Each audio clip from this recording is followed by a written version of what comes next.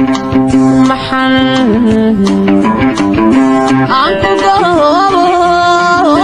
قبل نعي وبري أدوق عليه. السلام عليكم ورحمة الله وبركاته. وحن رجينا ندعف ماد قبطان كسر هذا كنالك حن يمان وليبا برامج كني فلقنتا فنجا وكدما يها برامج كي عدنا قبرتين مانتا وأنا برامج غير ذي سوتا مانتا وحن كسر قادن دونا قيب كميدا heesaha ee qaado fanaanadeena farxiyo fiska ogo waxa jira hees walba oo la sameeyo ama hees walba oo abwaan sameeyo waa hees xambaarsan qiso ama hees qiyaale markaan leeyahay ma aha wax aan jirin laakiin waa hees qiso qof laga sameeyay iyo hees uu iska sawirtay abwaanka sawir uu soo qaatay waxyaabaha bulshada ka dhaxdhaco ama ka dhaxdhici doona oo kaleeto hees walba anaga waan dhageysanaa waana ka gudubnaa balse waxa jiro dad dareenkooda heesta ku soo gudbiya qaybta commentiga kaas oo ah dareen xanuun badan ama dareen farxad badan ama dareen qosol badan intaba maanta barnaamijkeena waxaan ku soo qaadan doonaa dareen qiiro badan ama xanuun badan oo qof ku cabanaya ama oo qof ka sheekeynayo qisadiisa qayb kamid ah bal aynu wada fiirino qisada maanta na soo jiidatay waxayna noqon doontaa qofka ugu horeeya aanu ku soo qaadan doono qisadiisa maanta barnaamijkeena gabadha lagu magacaabo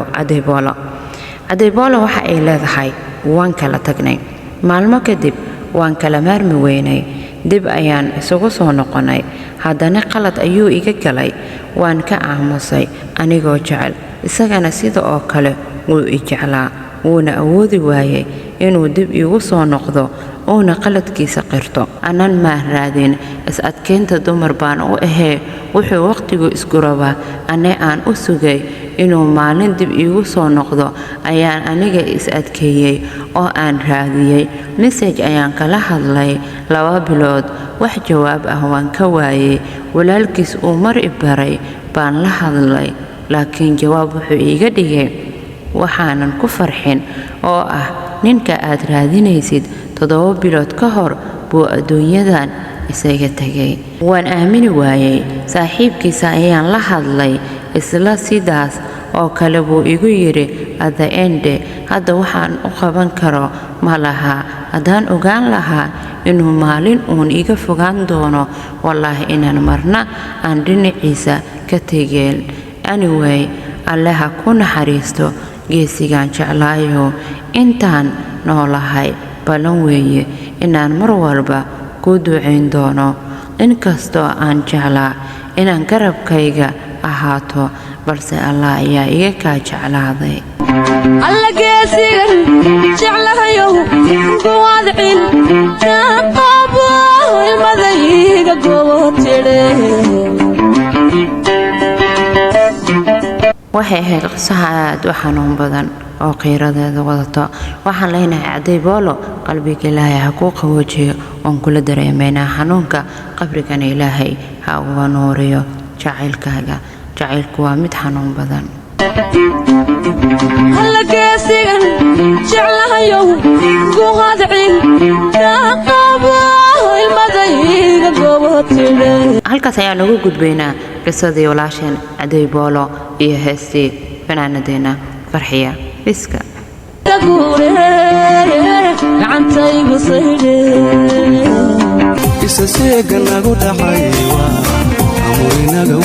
qisada labaad iyo heesta labaadna waxay noqon doontaa heestii isasaag uu qaado fanaankeena Maxamed Xasan Xuseen Lafoole qisadana waxay noqon doontaa qiso uu commentiga qaybta commentiga ee heestaas uu ku soo qoray wiil walaalkeena oo lagu magacaabo Aqil Ahmedna waxa uu nala qaybsaday dareenkiisa haddaba qisadan si aad ay soo jiidatay waxaana laga yaabaa dadkeena 90% dhalinyaradeena inay ku dhacdo qisadan iyo mid la mid ah kastoo dhaxdeeni uradaadi ku xidhan tahay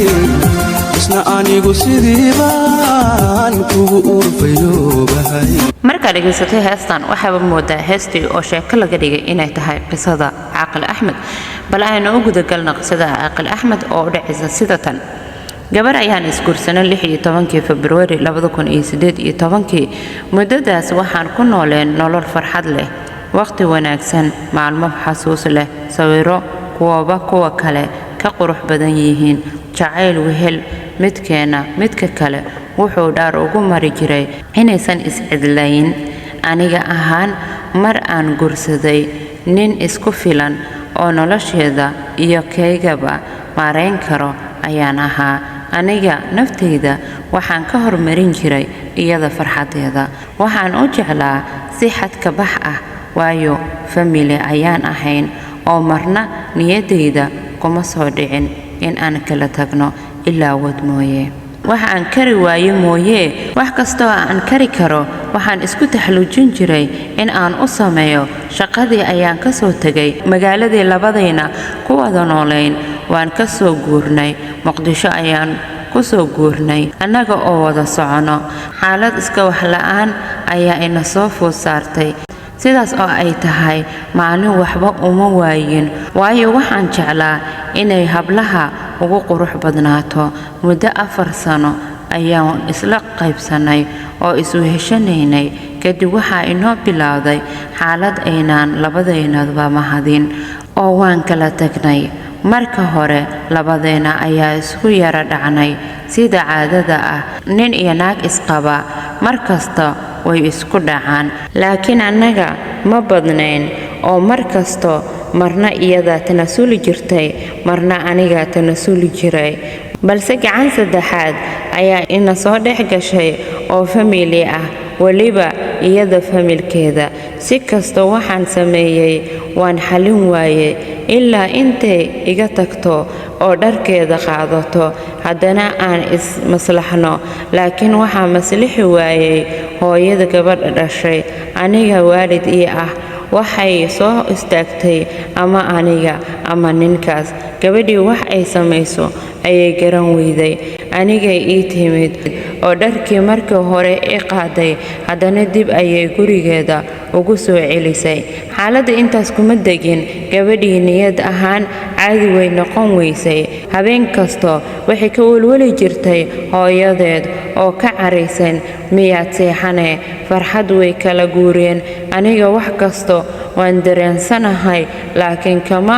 maarmo hooyadana intaan u tegay ayay gurigeeda iga soo ceyrisay kadib gabadhii waxay qaadatay dharkeedii mar kale markan xaal aan furiin ahayn ma lahaan kadib waan kala tagnay oo ducadii hooyadeed oo aan duco sax ahayn ayay qaadatay waxa ugu badan oo hooyadu inagu haysato waa muddo fog aan isla joognay laakiin aan alle wax ubad ah ina kala siinin waxa aan aniga ahaan awoodana maaha oo alle ayaa shaqo ku leh hees marka aan qisadaydii arkay wallaahi aniga in ay iga hadlayso waxba kama dubano muddo sanad ah wax yar dhiman ayaan kala maqanahay ilaa iyo hadda waan jeclahay oo waxaan quraa xitaa wallaahi niyadeyda kama bixin hadda in aan guursado ayaan rabaa haddana ma awoodo oo iyada niyadeyda ka buuxda wax aan sameeyo ayaan kala garan la'ahay way u fududahay war inaynu kulannin sidii baan ayaankiyo qalabka u sawiraya taasi waxay ahayd qiso aad u xanuun badan oo qof walba dhalinyaro ahne uu dareemi karo waxaan ila tahay inay dhalinyarada qayb ka mid ah 90% ama 80% ay qisadan ay qabsatay waxaan leenahay walaal caaqil qalbiga ilaahay ha ku qaboojiyo waxaan rajeynayaa inaad mar dib u kulantaan sida ay heestuba leedahay rabbigay ma eexdeen sidii baan ammaanada ebe ugu kalsoonahay qalbiyada sida daacadda isku jecel ee la dulmiyay waxay u badan yihiin inay dib u kulmaan barnaamijkeeni qeyrada iyo dareenka xambaarsanaa waxaan ku soo gabagabeynaynaa halkaas wuxuuna inoo noqon doonaa barnaamij taxane ah insha Allah waxaan idin leenahay aad ayaad ugu mahadsantihiin daawashadiina iyo dhageysigiina waxaan idinka rajeynayaa inaad channelka subscribe noo saartaan dhiirigelin ayay noo tahay noona shaar gareeya aad ayaad u mahadsantihiin